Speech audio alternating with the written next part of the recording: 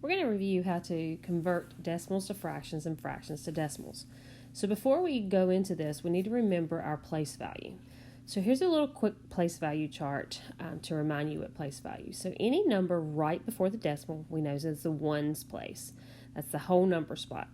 After the decimal, to the right, it starts as tenths, then hundredths, then thousandths, 10,000ths, and 100,000ths. Knowing your place value is invaluable for this skill.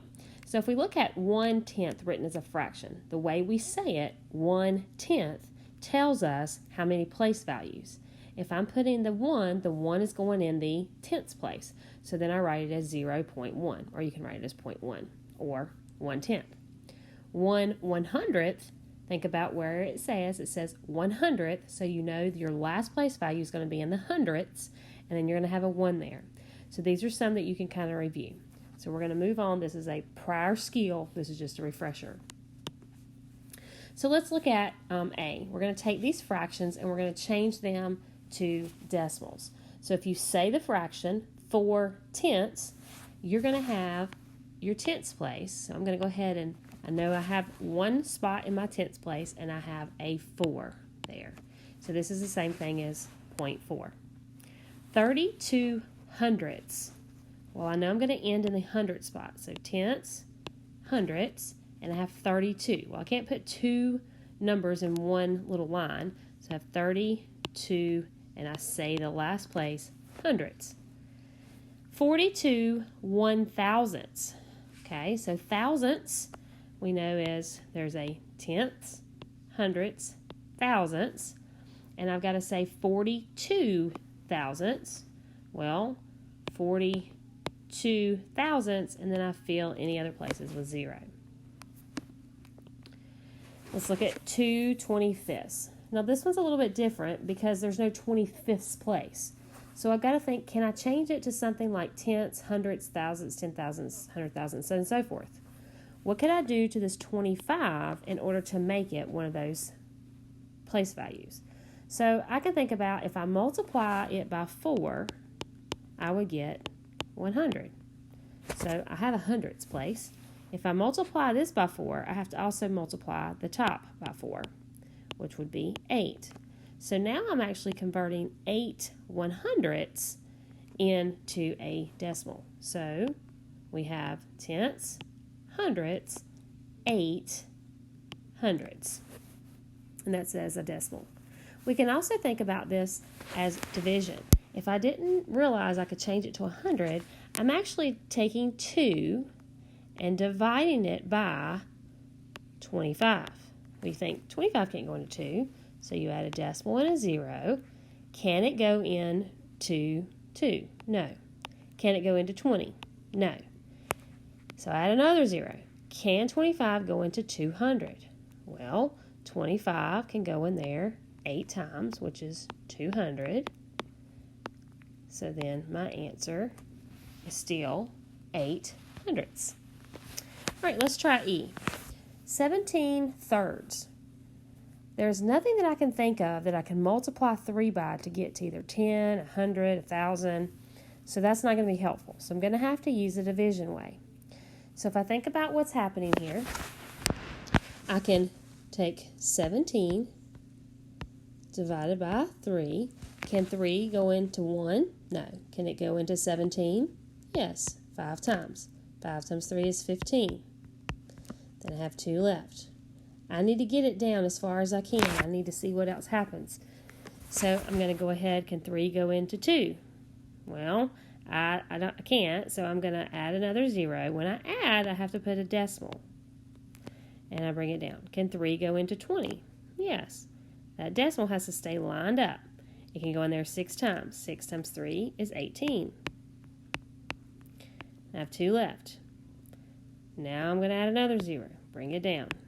Can it go in there again? Yes. And I'll notice what keeps happening. This is repeating. So this is my answer, 5.66.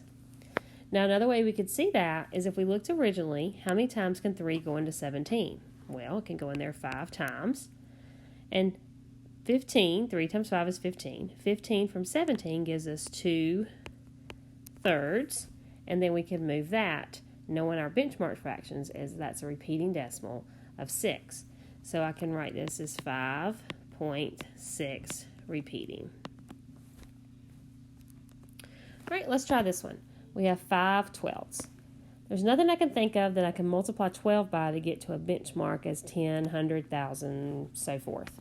So I'm going to use division. This is 5 divided by 12. Whatever's at the top goes underneath, and then it's being divided by 12. Can 12 go into 5? No.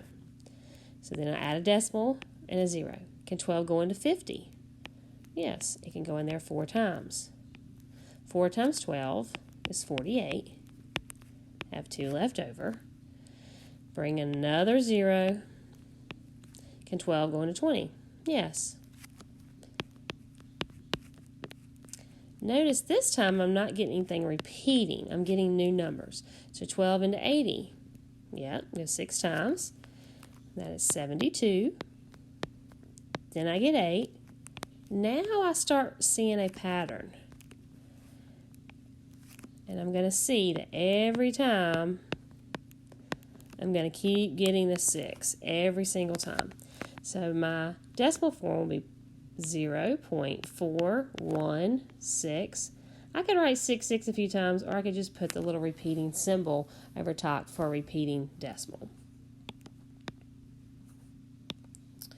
All right, now let's switch to going from decimals to fractions. So just like when we went before, saying it out loud or in our head is helpful.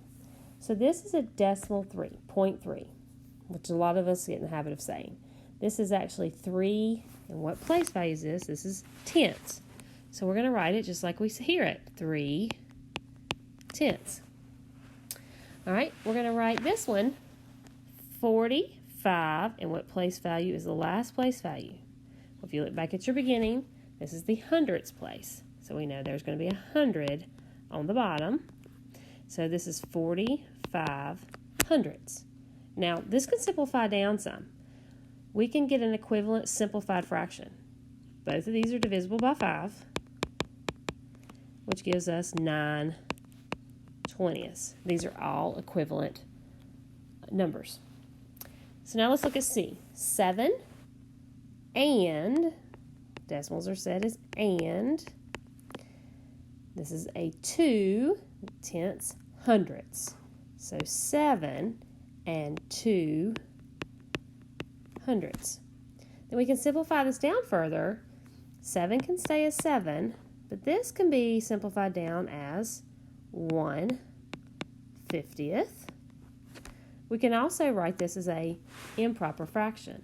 50 times 7 plus our 1 gives us 351/50. Again, these are all equivalent. So today you're going to be practicing going from decimals to fractions, fractions to decimal, and a little bit of rational and irrational classifying numbers practice as well.